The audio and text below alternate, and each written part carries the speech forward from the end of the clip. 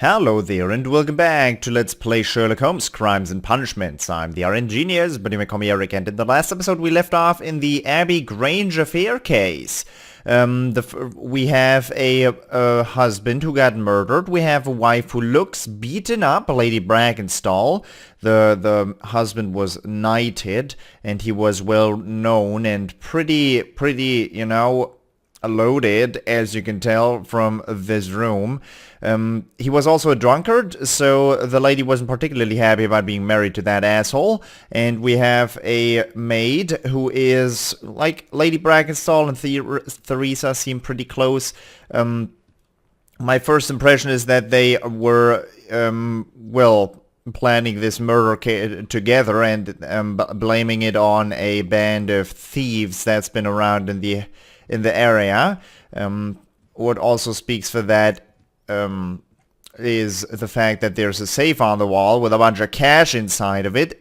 This was the easiest safe to pick, like literally the easiest. You could have, like, I think a closet door would have been more protective than this goddamn safe, because they wouldn't have thought to look inside of it. But still, so that speaks for, or that speaks against the band of robbers who have been around in the area lately. But we haven't seen the body yet, so that was just my first impression. Let's see what happens next. Sir Warthen Brackenstall. No. I love inputs. What do you know about Sir Eustace, Inspector? What was his reputation? A charming man when sober, but an absolute demon when he was drunk. In such moments he was apparently capable of anything.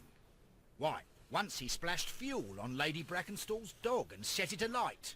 Another day he threw a decanter of wine at Miss Wright's head. The alcohol seemed to madden him. To the point that we were forced to intervene several times to avoid a scandal.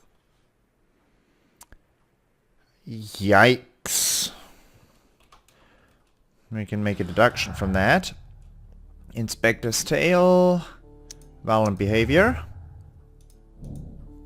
Domestic violence. Sir Eustace was violent towards his wife. Yeah. Not a very nice man at all. Who's that? Who's that guy? He's got a sick beard, though. Sick beard, buddy. Lord Brigham Brackenstall. Alright, and Lord you? Ramsay Brackenstall. So we just need Sir Eustace. Baron Lyndon Brackenstall. Lord George Brackenstall. The Brackenstall family seems rather austere. I do not know what the word austere means. That's okay, though. You should examine the body of Sir Eustace Brackenstall. Nice room. Look at those. I mean, it's kind of cruel to cut off animals' heads and, well,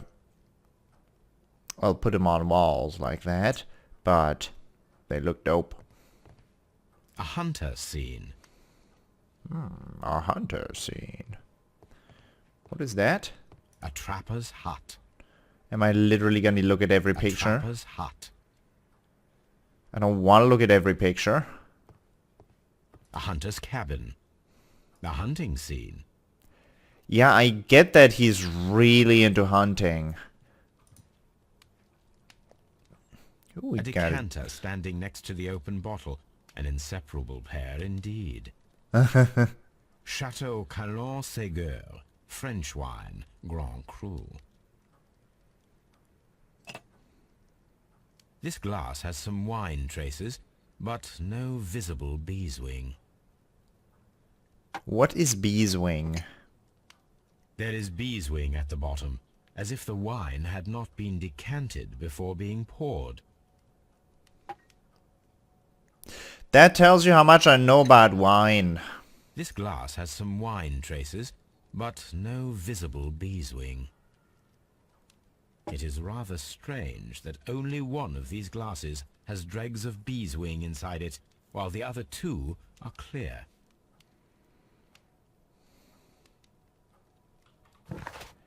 What's that say? 2 glasses with traces of decanted wine but without beeswing, and a third glass with wine and a large amount of beeswing were found in the dining room. Like, this just looks like there's a little bit of wine still remaining in the glass. Is that everything? What does that have to do with the decanter? What do you use a decanter for? I guess I gotta ask Google after this episode, which I'm probably going to forget. Like, if I want to steal stuff, I don't smash all their... I would not smash all their, you know... A bottle of wine is missing here. These wine bottles are expensive, and mostly from France. An empty silverware box. It appears that the intruders have stolen the contents. This candlestick is valuable. It is interesting that it was not also stolen. The criminals did not thoroughly ransack the house. They only took a little silverware. A hunting scene. Oh, man. Ooh. I can walk across. Look at that noise. Yeah. Alright, another hunting scene, huh? A deer hunt. Okay, let's look at you. So, Watson, what have you learned from examining Sir Eustace's body? Well, I can confirm that the death was instant. Sir Eustace was facing his attacker when he received the blow to his head. There are no other apparent injuries. Quite a large stick. A formidable weapon. That must be the murder weapon.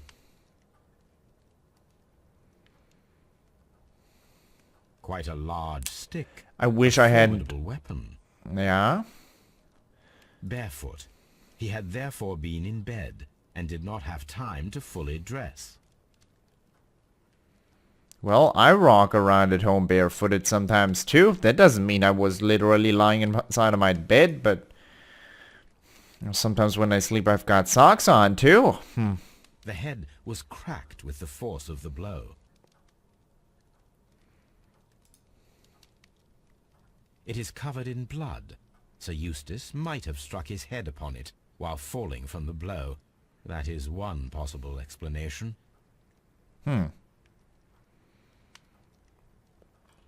What do we got? Fireplace grate from Australia. The dead body. Bent poker. Poker blow. The death of Sir Eustace could have been due to a poker blow. Fireplace grate. Blood on the side of the fireplace grate. Glass with beeswing. A glass with some wine and a larger amount of beeswing. 2 glasses. What do you say? 3 people. There were 3 people drinking wine out of these glasses. One of the 3 people prefers wine with beeswing. Huh? I don't... if I knew what this was, I'd say, God, who does that thing? But I don't care. I think it's probably going to be 2 people. There were 2 people drinking wine out of these glasses. The remaining glass with the beeswing consisted solely of the dregs from the other 2 glasses. Huh? The remaining glass with the beeswing consisted solely of the dregs from the other 2 glasses. That's gonna... we'll see what kind of difference that'll make in the end. I currently do not know. We examined that body. This door leads to the upstairs bedrooms. Apparently the criminals did not venture there. This door leads to the upstairs bedrooms. Apparently the criminals did not venture there. Just because the criminals didn't go doesn't mean you can't go. I got... sailor's knots. That's interesting. This rope was handled by the murderers. We need a scent hound to follow their trail. I will take it with me. What do we get? Knotted rope. Criminals identified. What? Lady Brackenstall arrived in England from Australia. Married Sir Eustace. Nope. Huh. That body.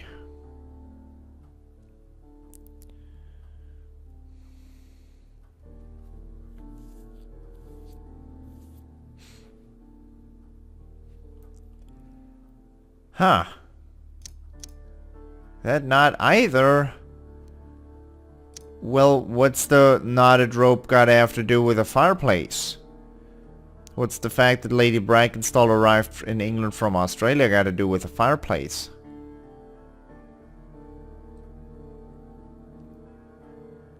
I don't know. Doesn't make any sense to me just yet. This is the chair that Lady Brackenstall was tied to. Okay, what else do we got? We have those strange glasses. We do have a couple things to talk about. Anything up on top of here? A fur trader's cabin. We do have that. Cut bell rope. Yep, that's where the It rope was appears from. that the bell rope was cut by someone taller than me. Huh. What's with that mantelpiece? What's a mantelpiece anyways? Does that knotted rope and no, not taller than you. Huh, so they had... Why does that mean that they'd have to be taller than you? Why wouldn't they just pick up a chair, put it here, and then stand up on top of it? The death was instant. Thank you, very helpful. Thank you, thank you, thank you. What did I see down here? I saw that. But what does mantelpiece mean?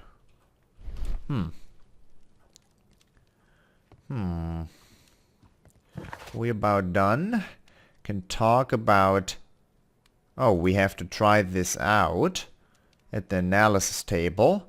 We want to talk about the glasses of wine, and we want to talk about the health report of Sir Eustace. And the person to talk to is, of course, the lady, not Watson. Watson, please. Oh, what are you doing at the window? I've searched outside for footprints without any luck. Lady.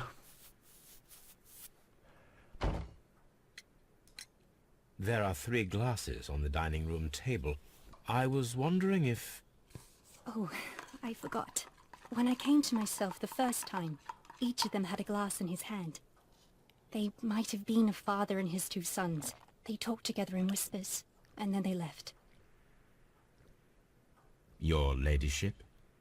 That was a lie.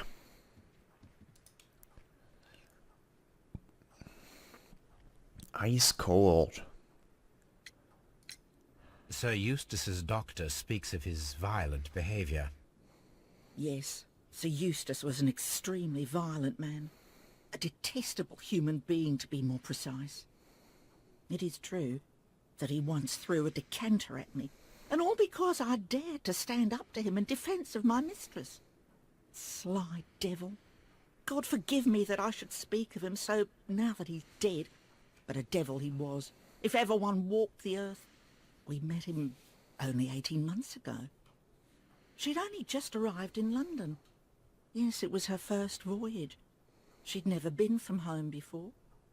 Wonder with his title and his money and his false London ways. If she made a mistake, she has paid for it, if ever a woman did. She doesn't have any friends here, so it was specially hard for her.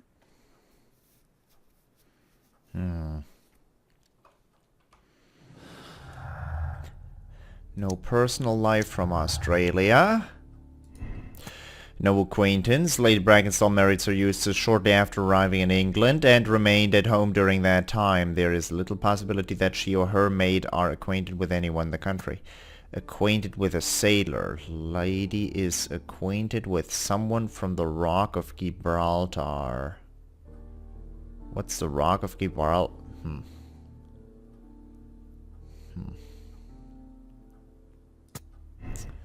Let's select that for the time being. There was a sailor's knot on that strange rope. And there'd have to be a pretty tall person. And it's kind of hard to commit a murder. You know, It's kind of hard. I probably want help at that point. Collect Toby for Baker Street. Woo! Toby's good for something. Yeah. Oh. There's a place outside. Heyo, Watson. How you doing? Who closed the door? French window.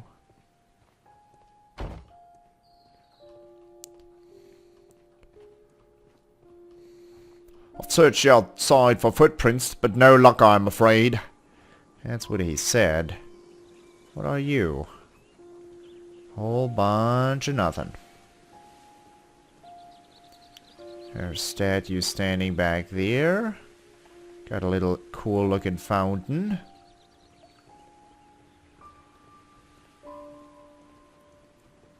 Music is kinda creepy.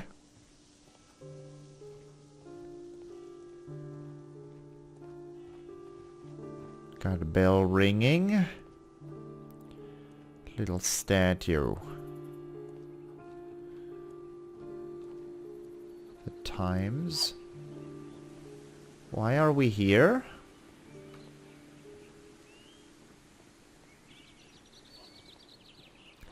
Because there's a little hut that I want to go inside of. No? Well, not yet.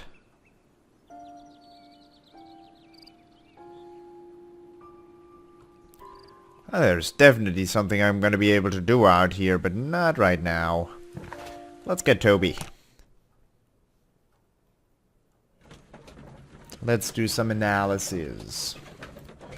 Let's look at those deductions as well.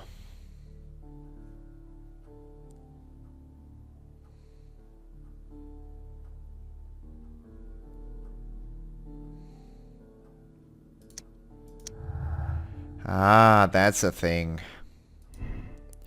Deadly accident. The death of Sir Eustace could have been due to his accidentally striking his head on a fireplace grate. Nah. Poker blow. The death of Sir Eustace could have been due to a poker blow.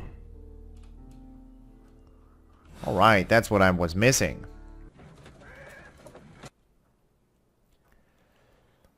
Toby. But first I want to go to the analysis table. Let us see how the rope was cut.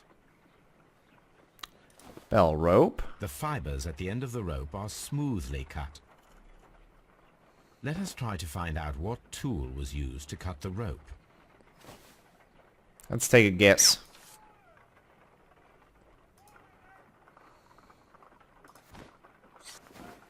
If I cut the rope with a knife, it matches the original. I'd cut a rope with a knife. Although that'd have to be a pretty damn sharp knife. Knotted rope, sharp knife. Woo, sailor background. The rope was cut once with a sharp knife and tied quickly in sailor's knots. That could indicate that the intruder had a sailor's background. Which the band of robbers would have because they were pirates before. So that speaks like against them. Or for them, I guess. Come on, Toby. We need the best nose in the British Empire on this case. What?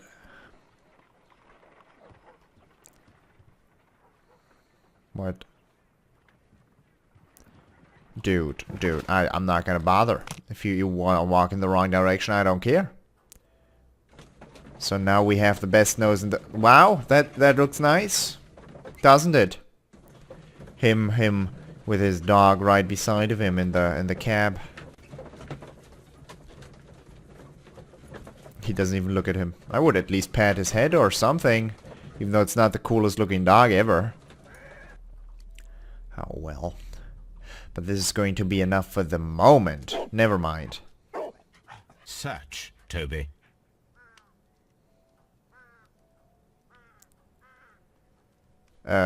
I'm gonna have to play as Toby, huh? Alright. This is what dogs do. Okay, go outside there. That magically opened because I woofed at it. Nice. You are going to go to that strange hut. Big surprise, ladies and gents. Big surprise. Would have liked to go inside of there first, but... you know, never mind.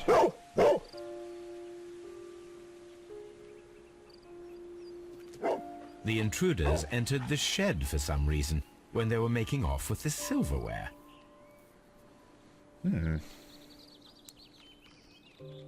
What's this?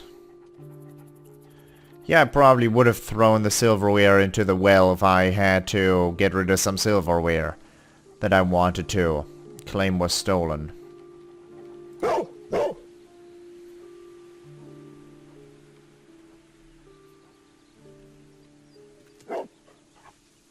The scent leads to the well. I should check it.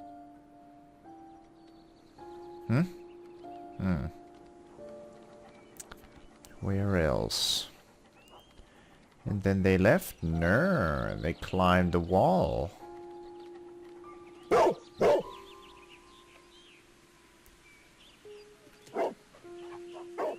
The intruder's trail is lost behind this wall. It's creepy when he's talking, but not Criminals his left lips the not house through moving. the French window. They walked to the shed, then across to the well, before fleeing by climbing over the wall. I wonder why they chose such a winding route. Maybe they were anxious. But for the moment, I hope you enjoyed it. We're definitely going to find that out in the next episode, not this one. Until next time, bye-bye.